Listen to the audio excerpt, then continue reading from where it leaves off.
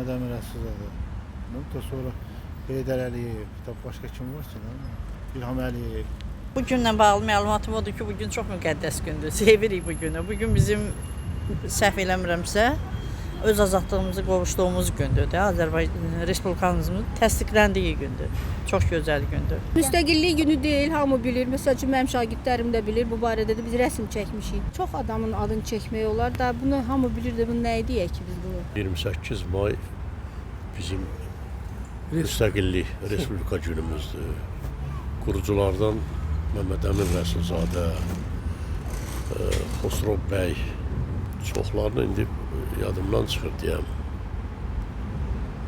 Var, Nəriman Nərimanov da olub da, düzdürmü? Valla mən heç kimi tanımıram. Mən şoför babayam, mən neyim, yeter. Valla keçmişdən adlarını bilmirəm, ancaq bilirəm ki, müstəqillik günüdür da. Elhamdülillah, şükür bu günümüzə. 28 may günü Respublika günüdür, bu bilirəm. 1918-ci ildə Mehmet Emin Rəsulzadə tərəfindən qurulmuşdu bu qədər. Mehmet Emin Rəsulzadəni tanıyıram. O birilərini tanıyıram, amma ad çəkmək istəmirəm. Mehmet Emin Rəsulzadə bizim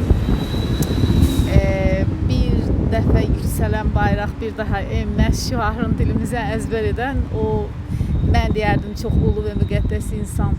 Yaxşı ki o olub və yaxşı ki bizim Respublika bugün var.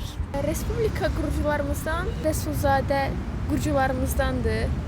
O bir partiya yaratmışdı. Bu partiya 1918-ci ildə yaranmışdı, ancaq o qədər də uzun müddətli olmadı. Təkrardan daxildi və sonra təbii ki bunun arxasından bir çox tarixi hadisələr baş verib. Ancaq o qədər də yadımda deyil. İcazə ver, mən tələsirəm.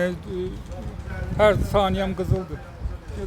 28 may Azərbaycan Demokratik Respublikasının yaranması günündə düzdür, məktəblərdə tədris olunur, amma çox təəssüflər olsun ki, uşaqlardan yox, böyüklərin də çoxsu bilmir bu günlərin nə gündür. Bilirsiniz ki, Azərbaycan Demokratik Respublikası Mehmet Emin Rəsulzadə ilə bağlıdır. İlk də Mehmet Emin Rəsulzadə, Vətəli xan Xoyski və bir çox deməli ki, ətrafında düz mən rus sektorunu bitirmişəm, amma Azərbaycan dilində çox mükəmməl dərslər keçirilib. Tövsiyə, özüm də müəlliməyəm.